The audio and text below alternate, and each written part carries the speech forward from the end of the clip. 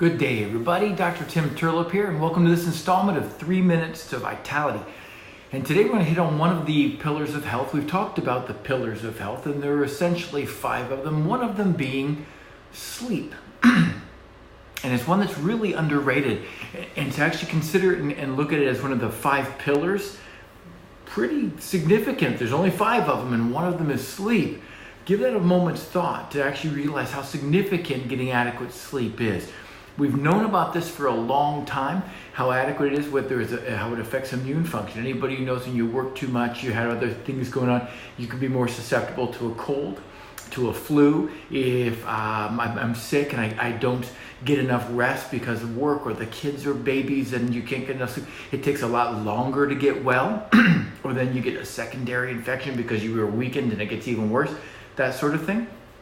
Well, we've also known that there's a significant other disease risk correlation. And a new study that was published just in the last few weeks in the Journal of the American Heart Association was looking at sleep, the risk for disease over a long period of time with thousands and thousands of people. So it's a 20-year study, and they confirm what we've known for a long time, and it's actually even worse and more significant than we realize. I guess it should be better because it's such an inexpensive strategy for good health and well-being that it's ridiculous, but that's one of the reasons why it is so overlooked, because it is not sexy, it is not expensive, there are no side effects, and you don't need me to prescribe it for you in order to get it.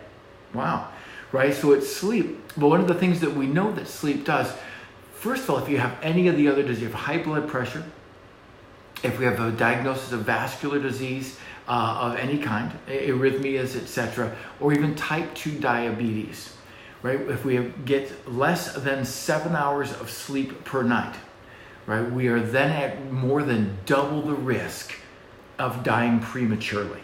Hear that again. It more than doubles the risk of dying prematurely if you're getting that. Now, the risk factors as well for type 2 diabetes, there's actually significant links that also demonstrate that we're at significantly increased risk of type 2 diabetes if we get less than 6 hours of sleep. What's really interesting as well, let's start to look at cancer for a second as well. There was some look at cancer with this, and we'll mention a couple of other studies. But the people who actually got less sleep as well, 6 hours or less, right, would actually find, and they had, whether it was a vascular disease, a previous diagnosis of an MI, a myocardial infarct, high blood pressure, or type 2 diabetes, those people were 3 times as likely to develop cancer with the less than 6 hours of sleep.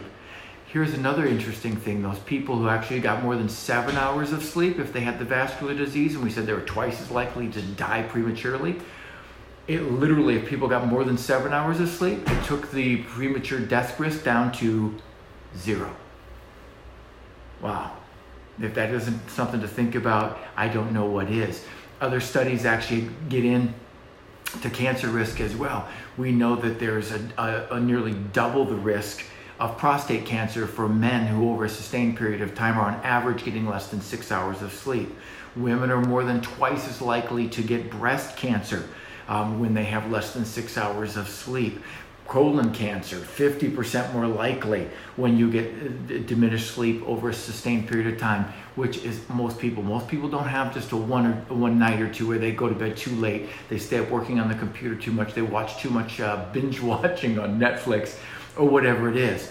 It's sustained and it goes through. We tend to have a bedtime that becomes consistent, and then we tend to get up about the same time.